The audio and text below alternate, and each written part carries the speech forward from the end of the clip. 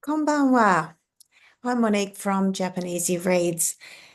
In tonight's webinar, I want to show you another demo of a clip chat. As you may know, I'm a big fan of clip chats for providing students with really compelling, comprehensible input. And this one that I'll be showcasing tonight, we are using with the Year 2s in our Action Research Reading project this term. So I've been updating the Japanese reading, the JapanEasyReads community on the project. And if you're interested in finding out more about that, please reach out.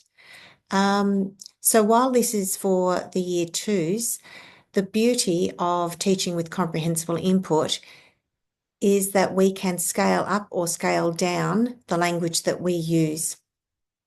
So it is wonderful because we can reuse the same resources for multiple levels.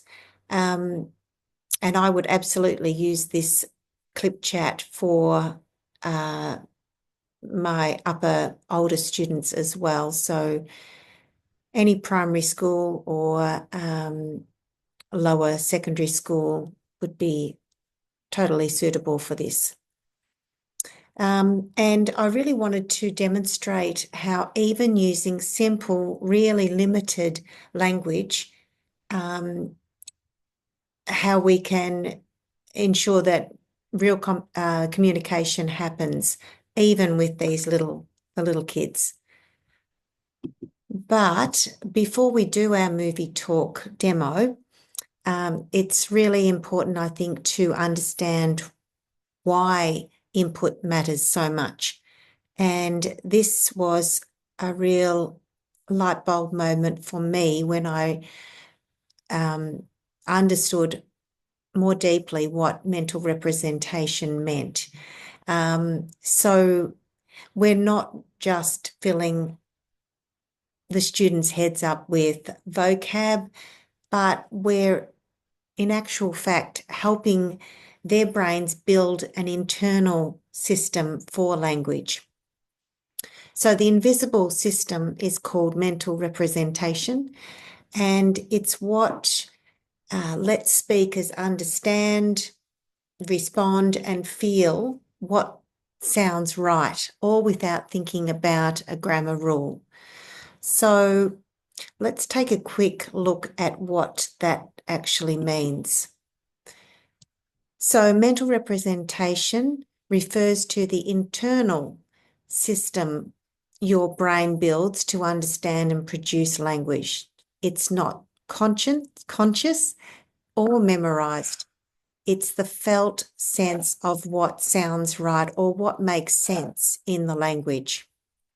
So I guess if you think of it like this, native speakers don't usually think, in English, I certainly don't think, oh, this is past tense, so I need to add ed. Instead, we just know intuitively because we've heard and read so much correct language that our brains are automatically know what's right. They're already hardwired. So this is because we have the robust mental representation, that map of patterns built from meaningful exposure to the language. So what does happen if we do flood our students with lots and lots of compelling, comprehensible input? So what we would notice is patterns like word order, verb endings, and particles are being used subconsciously, unconsciously. We will build better grammar without being explicitly taught rules. We understand what feels right in the language. And I like to say to my students when they are reading and listen to the voice, the little Japanese voice in your head. And when they do that, if there is enough input, that has been comprehended, the students can then predict and self-monitor and self-correct because they've got that internal system that's really, really strong. So over time, when that system grows and builds and it's more accurate, it allows the students to understand more effortlessly, begin to speak and write more naturally, and to self-correct without needing to refer to any rules. So if we think of language acquisition like a tree, I really like this representation here. You can see that the comprehensible input is like the water and the sunlight. So that is engulfing the seed and the plant, whereby the roots are the mental representation here. They're deep, they're unseen, and they are essential for everything to stay upright and growing. The output, which is the speaking and the writing, is the fruit. And it grows naturally when the roots are strong. And that's why we focus on the input first. So with enough rich, understandable input, the students build strong roots, build that mental representation, which leads to confident, fluent language use. So now that we've planted the idea of mental representation and what that means and why that is so important, let's see it in action. So this movie talk demo shows how even super beginners can start building a deep foundation bit by bit. In this case, one bubble at a time. So you can see here I've got my word wall here, which I'm going to use as the prompts. Now for younger students, they will, okay.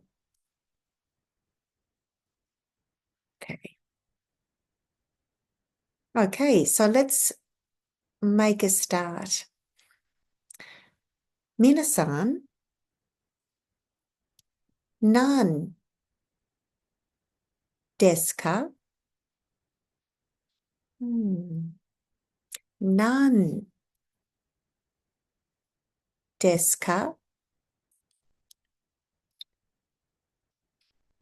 Nani iro desu ka? Pinku desu ka? はい、いいえ。いいえ。ピンクじゃないです。ピンクじゃないです。なんですか？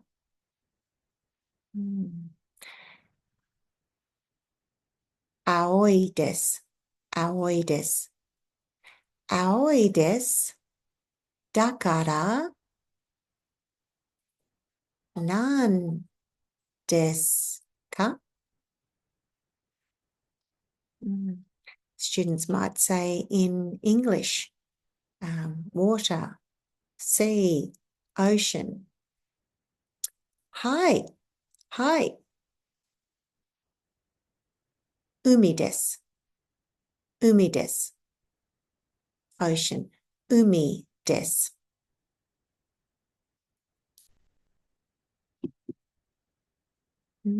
皆さん、何ですか？海です。海ですか？海じゃないです。海じゃないです。何ですか？何ですか？海です。海に何がいますか？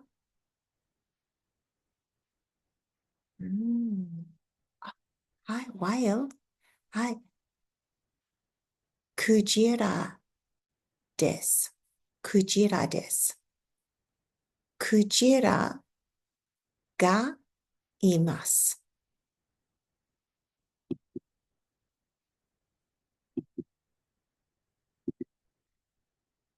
As this is for littlies, I'm mindful of needing to take some mindful brain break, a little bit of time out. So this is one option, and we just keep it short.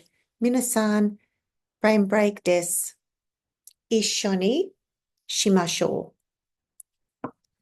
息を吸って、息を吐いて。息を吸って、息を吐いて。息を吸って、息を吐いて。はい、よくできました。はい。じゃあ皆さん、何がいますか？はい。クジラがいます。クジラですか？いいえ、クジラじゃないです。何ですか？何ですか？魚。はい。魚がいます。皆さん、一匹、二匹、二匹、魚がいます。魚が二匹います。三匹いますか？いいえ、二匹います。二匹、二匹、魚がいます。そして、そして、何ですか？クジラ。クジラもいます。クジラもいます。皆さん、クジラは嬉しい、嬉しくないですか？嬉しいです。皆さん、クジラは友達、friends、友達がいますか？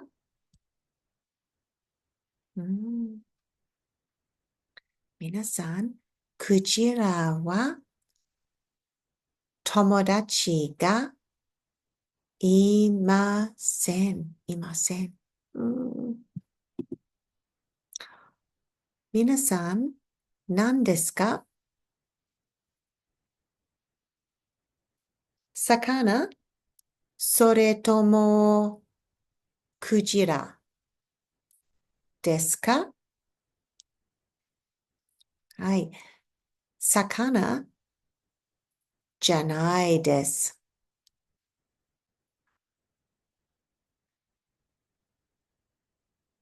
クジラじゃないです。クジラじゃないです。魚です。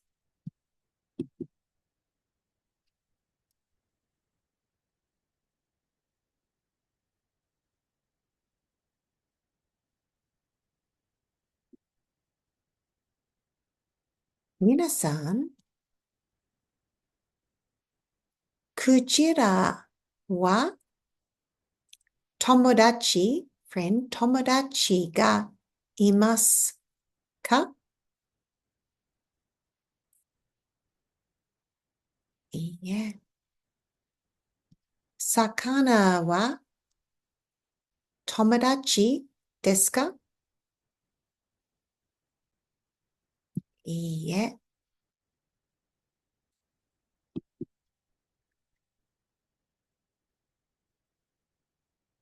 皆さん何ですか？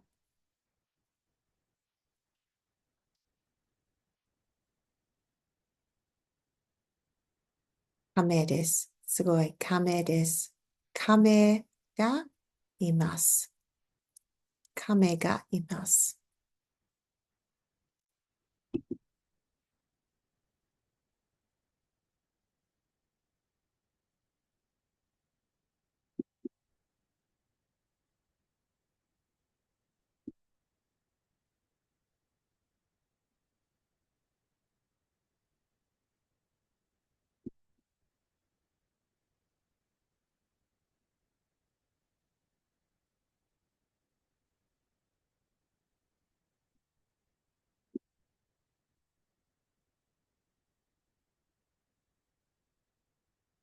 So you can see we can continue on. We can continue on with these snapshots, recycling the words as we go. Tori ga imasu. Tori wa nani iro desu ka? Tori wa tomodachi desu ka? Kujira no tomodachi desu ka?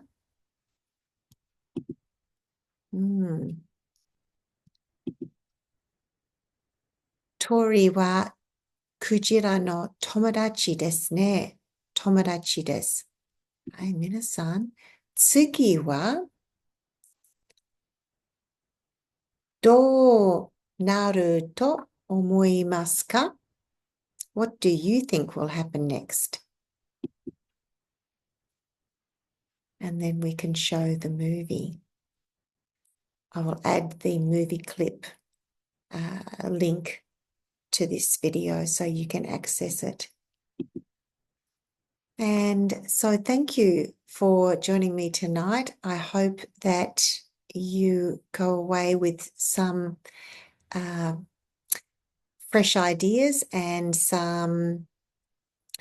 a clearer understanding of what mental representation is and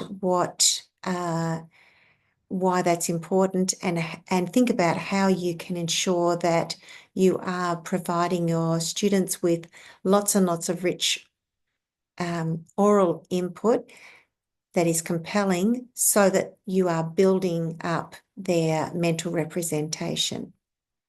So thank you for your joining me. I see Tessa. こんばんは。こんばんは。You've just caught us just in time. Just I finished. missed most of it. That's okay. I will post this in the classroom. So basically what I did is just a walkthrough of a really simple clip chat that we are going to be using for the Action Research Project as a pre-reading activity. And so I just walked through that and showing how you can really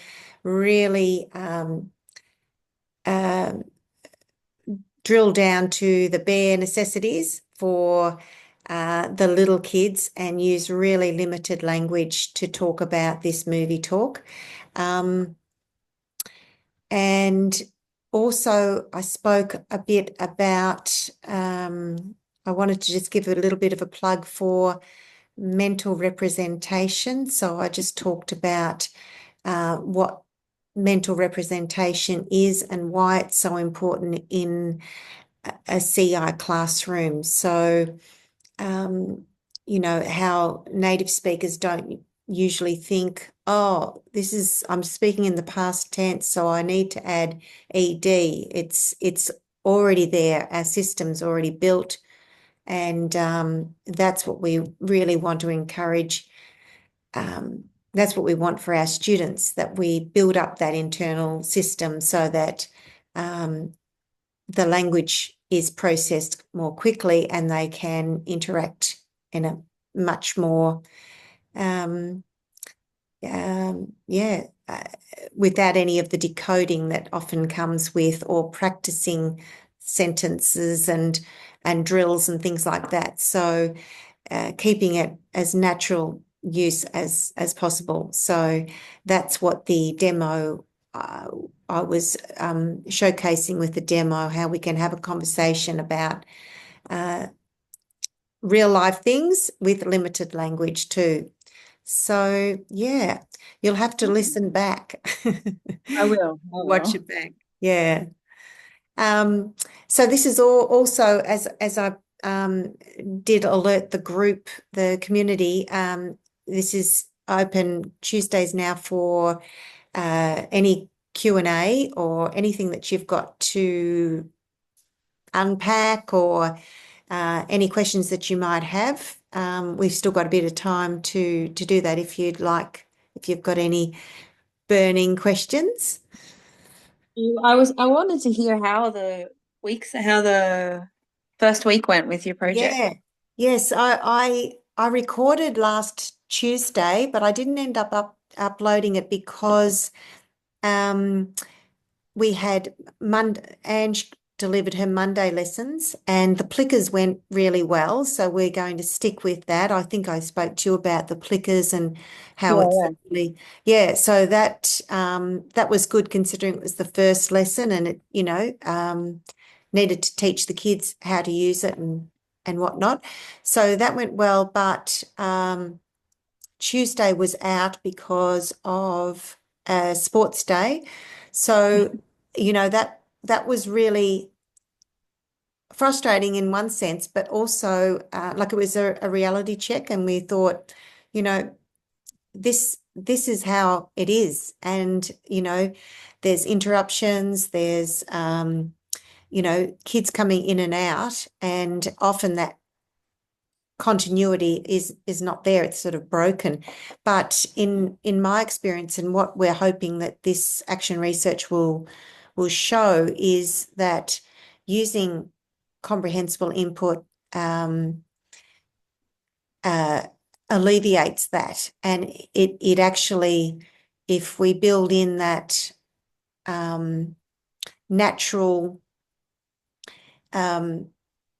it's recycled language. So we're constantly we're not doing a unit and this is the unit. We're constantly using the same core language, but just with different content. But the core verb language that we use to communicate is the same. So in doing so, the students, they miss a lesson, but it's in my experience, and I'd like to see this also in primary, it's easier to catch up kids because of that cyclical nature of CI. Mm. yeah, yeah. And that's what I'm finding. Um, I think I said it before. It's very difficult to get out of that unit mindset and be like, Yeah, okay, term one's done. We never use this language again. I'm yeah, really trying to mm, stop that and make yeah, sure that whatever we do is still building on that language. yeah, yeah. Yeah. So Um, trying to like pivot, so I did I did with my year 9 10s, we sort of focused on housing unit with sort of preposition language, like on, under yeah, yep. kind of thing.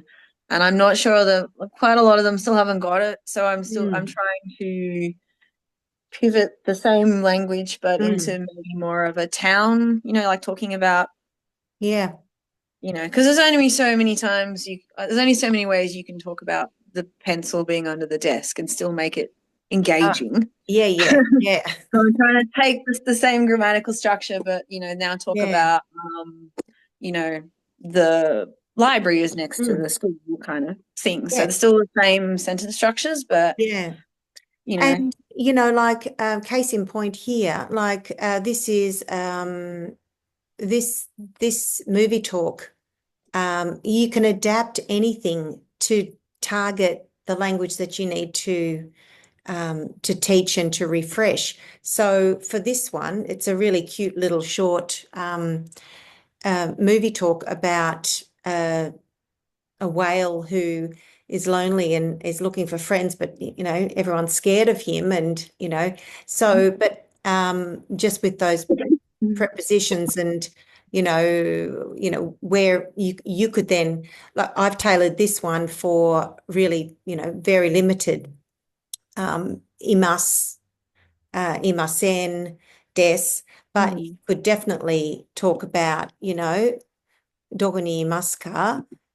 鳥は上にいますか? Uh, mm, y- um, クジラは上に行きましたか? Yeah, mm, so there's lots of ways. This is why I love Clip Talk so much, because you can modify the language to hit what you want the kids to get more input on. 亀は、クジラの隣に、左にいますか? いますね。3匹魚はどこにいますか? クジラの上 mm. に、後 Yeah, ろ。I can see it. But Yeah, you know what? I can always see it when you're standing there making these sentences and you're saying stuff, and I'm like, oh yeah, wow.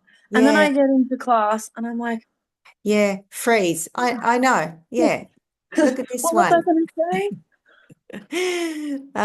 魚は, they right in front. I know exactly what you mean, because see, any of these you could use, and intertwine. But you're right. It's about thinking. It's all in the questioning and thinking about, how can I manipulate those words to give them lots of, to rephrase things so that it's comprehensible, but you're also hitting those uh, vocab targets that you need to in a curriculum such as secondary Yeah. school. Well, Yeah. I'm very lucky in my setting.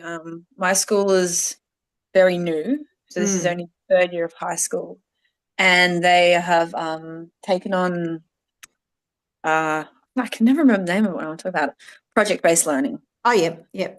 As not, it's outside of Japanese, sort of. Mm. So that's the overall framework for high Yep. school. Which means because it's such a different setup there, they've been Mm. very flexible. Like we're starting the program, so they're basically like, "You're the Japanese teacher, just Yeah. teach, do your Yeah. thing." Yeah. And as long as we can meet the curriculum Mm. standards, they're like, "Cool, whatever, give it a shot. Why don't you try this?" Mm. So Oh, it's um, great. You're so that's supportive. why I'm like CI. I really want to make this Yeah. work because Yeah. everything says this is what to do. Mm. So Yeah. yeah. Can I So, yeah, go for it. can I ask? So I've been doing with my Year 9 tens again. I Mm. had this book. I just got it off the Tadoku site Oh, yep. that I Yep. wanted to do that has not a lot, but some of that sort of language in it. It's called Mm. Kitsune to Tsuru. Mm-hmm. It's an Aesop fable type story. Yep. And I started it with them on Monday, and I wanted to read it together. I printed them all off. It's only short. It's like Mm. 5 or 6 pages, maybe 20 sentences, Mm-hmm. and a lot of those are repetition. Mm. Um, so I wanted to do it together with them because I have such a range of kids. Like Mm. I'm sure I have kids who could read it and move on, Yeah. but a lot need that support. So I felt like I killed the interest in it though. You know, like we read through it and I asked them some questions and I got students to read sort of a word each, Hmm. had it up on the screen, and they had their books that they could write on if Yeah. they need. And it just fell flat, you know. I'm trying to find a better way of doing it. Do you think it fell flat because they weren't ready? I think one thing that I have learned, because I have had that, that all fell flat myself. So I'm speaking from experience there. But when that happens, I think on reflection that they weren't ready for um, like, did you want them to be reading together, like chorally, or did you want them to just enjoy the book and you read it, like a shared reading type activity? What was what did you hope to? It's a very good question, Monique. Um, I I guess I don't really know. I feel Yeah. like I was like, okay, I've done books before. They Yep. worked pretty well. It's a cute little story, Mm. cute little characters, and it uses some of the language that I want to use. Yeah. Like I'm just trying to get them to Yeah. engage with something, I guess. Well, what about if uh do you have is that the only class of that year level, or could you, Yeah, I've only got one. you only got So the it's one? a I was 9-10 class, and it's 25 Yeah. kids-ish. Yeah, okay. So, what one way that you could do that would could be say if you wanted them just to like to expose them to some of the language that you've already um, you know, done in class, and you just wanted to provide another, another hit of that language in a different type of way. And, you could be reading, not knowing what the book actually looks like, but, I guess you were projecting it and Hmm. reading it, were you on the, Yeah. yeah, yeah. So, you could one, just read it and then have like a little easy comprehension um, exit ticket sort of questions at the end, just to sort of keep them accountable and simple ones about and again, I don't know whether it could just be a listening one, like a listening comprehension. So you read the story, and then you ask them some comprehension questions, or you could, again, I don't know what the visuals are like, but could you do it like a picture talk, using that, or So it's basically it's a short story. So it's yep, the fox and the crane are friends, sort of. yep, The fox invites the crane over for dinner and yep, then serves something that's basically impossible for the crane to eat. Like okay, it's in a container that the crane can't access and laughs at her. So then yep, the next night the crane invites the fox over and does the same thing and they do it to each yeah, other a little bit and then mm, it kind of doesn't end, it just sort of stops and you like moral of the story is you're both really nasty to each other yeah, kind of. okay. No one won from this scenario. Right, yeah, yeah. Is Yeah. it does it use the top emas, the speaking part? Like I'm just Actually, thinking, yes, it does a lot because they yeah, both invite each other over to things. yeah. I'll just Like could you have the class split into two mm, and one's the fox and the others, the other half is uh when I've done sort of shared reading and I want them to be to prep them so that then they can act it out, or I can sort of do a little bit of readers theatre with them. Here we go. can you see me? Yeah, I'll just try see if I can get you a bit bigger I so I can't can see see. myself, so I'm not sure what I'm showing. Am I Here we showing go. my face or am I showing my screen? Yeah. No, you're showing the screen. Okay, Yeah. so that's the little novel, so it's only Yes. Yep. one of these ones. So Yeah. just, a couple of sentences Hmm. on each page where they're Yeah. inviting each other. Yeah. I So I think that'd do, be a really cute one just to act out. okay. I think that'd be fun, and I've done, is there a sort of a common word or phrase that is used in it, like, oish kunai or, something like that. I've created big speech bubbles for the kids, for a student actor to come out and have that to use as a bit of a prop, but also, if it's a repeated um, language chunk, it's like, um, yeah, oishkunitis or skijanitis, whatever it is, so that, yeah, it just sort of helps um, prompt and prop up the student actor. Let me see. Yeah. Yeah. So I'm wondering just maybe because I kind of wanted to do something reading focused Mm-hmm. because Yeah. we did do a lot of talking. I Mm. did I did a bit of a I did two stories based on about houses from Richard Petrucci's. Yep. Yeah. I did a clip chat. What clip chat did I do?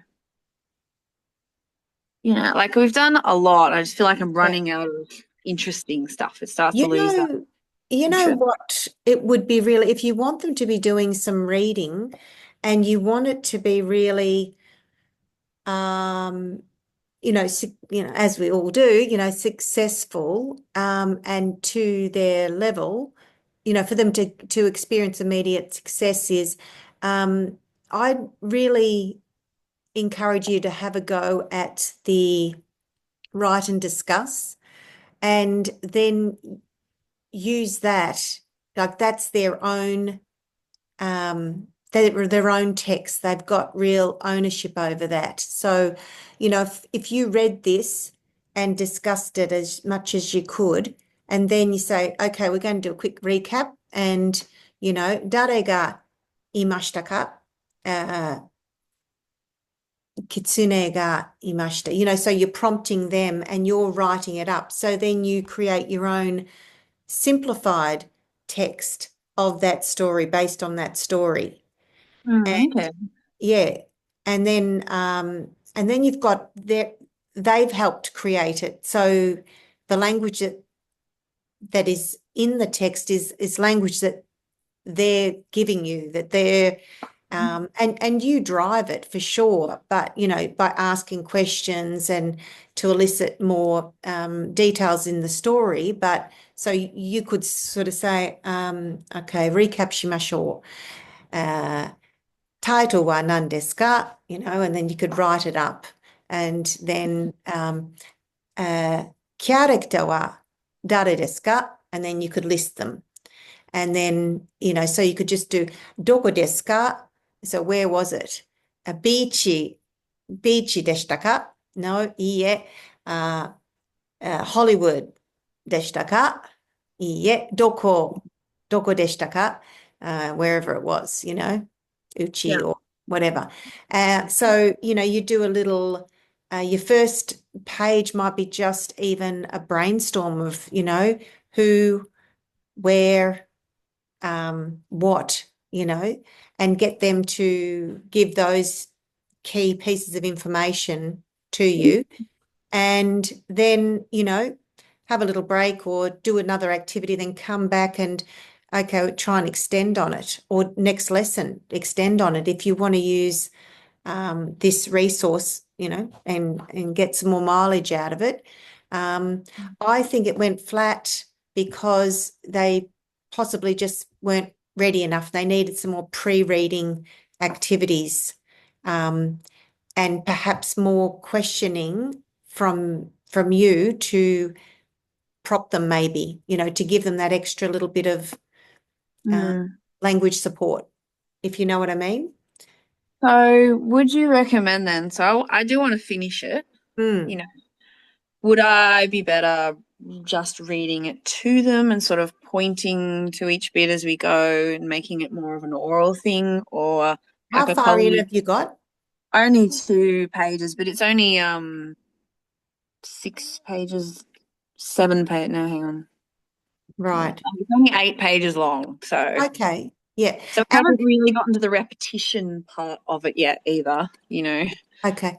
Is it repetitive or is it It has some repetition. So like it starts off, I don't know what I'm showing you, or if it's anything. So that, the fox invites the crane over and they use that language, and then the next night the crane, they're eating at the place. So that's where on the table there is a dish. Yep. And then the next one, the next bit is the crane inviting the fox over. So similar language. Then at their house, so they came to the house. On the table there is a tsubo, Yep. and in the is meat. Like so, it's only 8 pages, so there's not stacks of repetition, but there are several repeated sentence patterns, which is why I kind of liked it. Yeah. Yeah. I thought it was a cute little story. It'll be fun. Yeah. There's enough language in it that we've done, but maybe there is too much new language. See, I, my take on it is I feel quite strongly that I think that that's where we are failing the kids with the texts that we are expecting them to read. I think CI readers are unique in that they most books, even if they're written quite simply, there's not enough repetition for the students to be able to pick up and yeah. I mean, it is a graded reader in a sense, like the Tadok. Do you know the I Todoku? do. Yeah, I Yeah. do. Yep. So it does have, this is sort of 0 or whatever, which is sort of second level. Yeah.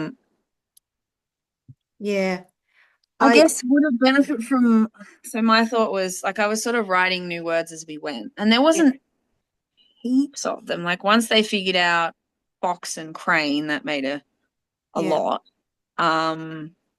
They know words like eat and house because that's been our focus. If I made a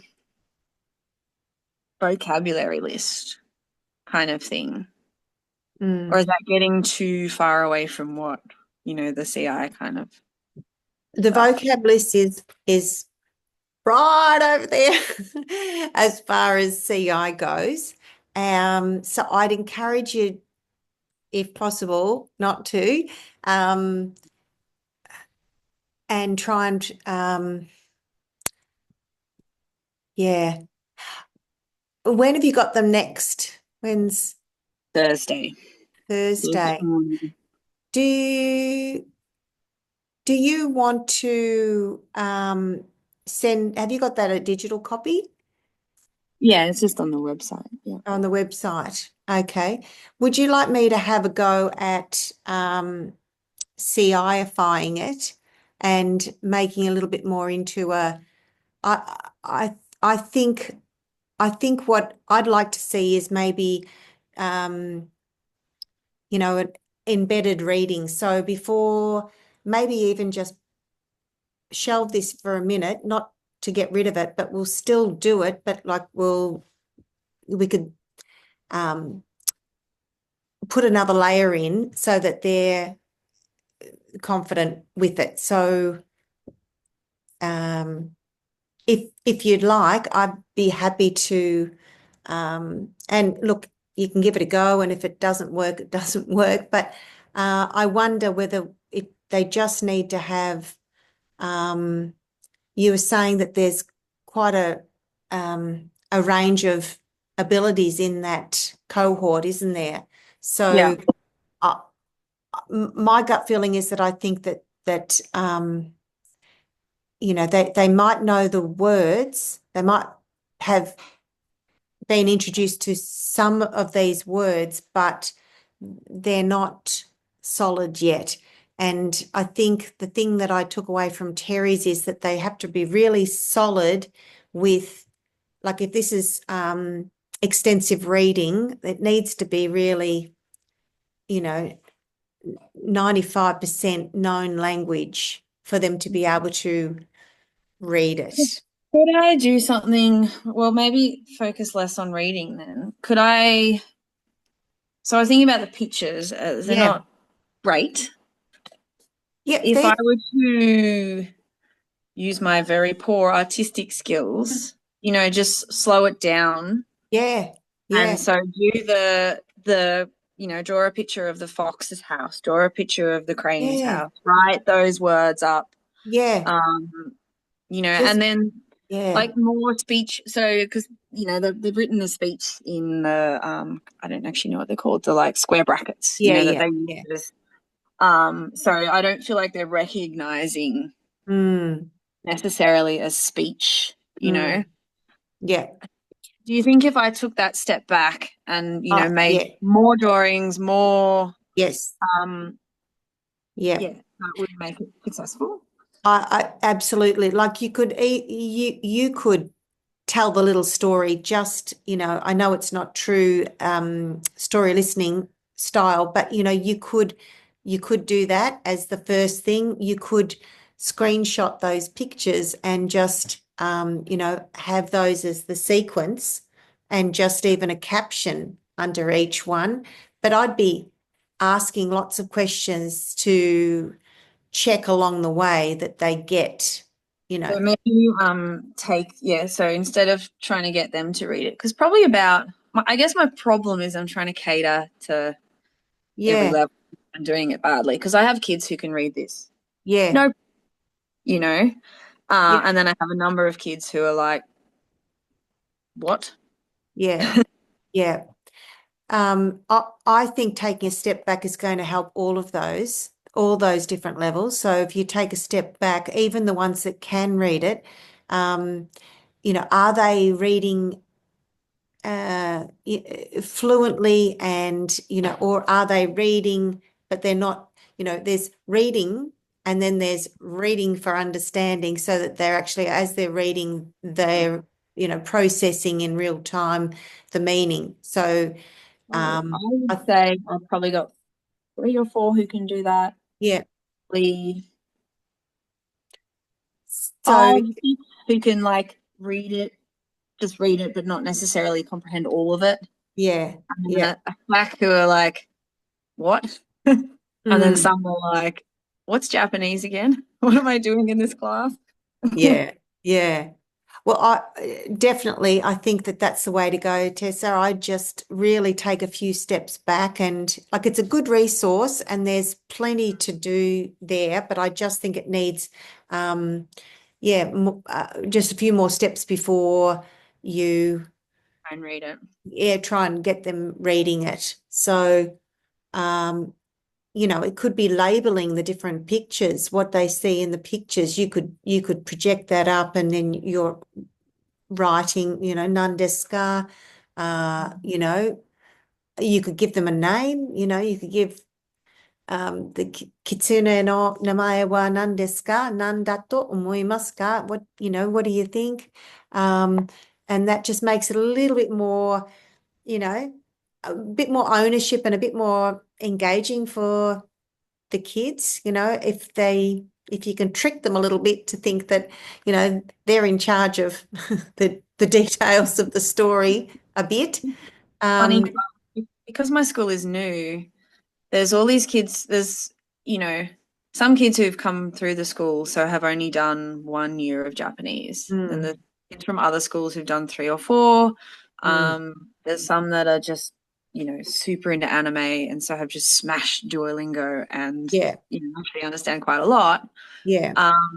And then there's this group who love anime, love it. And they were in my class last year. Lovely kids, Yeah. but absorbed nothing. Took Yes. like Yeah. not a single thing away from it. Like even Yeah. konnichiwa, they still look at me dazed, and I'm like, Yeah. okay. And they want to be there, and they've elected to be there, and I'm like, Oh, how do I yeah. make this? How do I make this? I Mm. know they want to understand anime. That's why they're there. They want to Yeah. understand the Yeah. anime. So I'm making sure that if I teach, so I was talking about wakarimasen, I don't understand. And I'm like, Mm-hmm. well, my anime lovers, Mm. you'll often hear this as wakaranai, Mm. or, Yeah. Yeah. that like really like wakarane or shit. I think it was Yeah. shirane about Yeah. Yeah. shirane. They really get that ne on the end sound. Yeah. And the kid, oh, is that what that means? And you're like, Yeah. okay.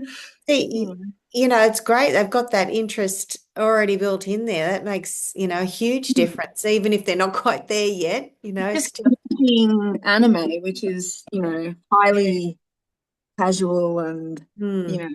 probably not very true to life, Yeah. No. how connecting that with the stuff that we're, the stuff you might actually say in Japan or hear It sounds people like you're say. doing great making those connections, for them, showing them that that's real world and this is anime, what kind of know, what kind of It was know. funny because one of the words was boku no ie. And Mm. I just stick with watashi most of the time Yeah. because it's sort of neutral. Yeah. One of them immediate was like boku. Mm. Boku no, what is it called now? Boku no My Hero Academia or whatever that anime is, Okay. Yeah, yeah, yeah, yeah. And just immediately connected with this title of an anime. And I'm like, yes, boku. What do you think boku means? Mm. Whose academia is it? But Yeah. there's just enough kids who aren't interested in anime that they're all sitting there going, what? Yeah. Yeah. It's a balancing act, I know. It really is. Yeah. Okay. Um, All right. So I'll do some picture work and yeah. Keep me that sort of posted thing. on what you decided to go with and how it went. I'd be, yeah, curious to know, yeah, just how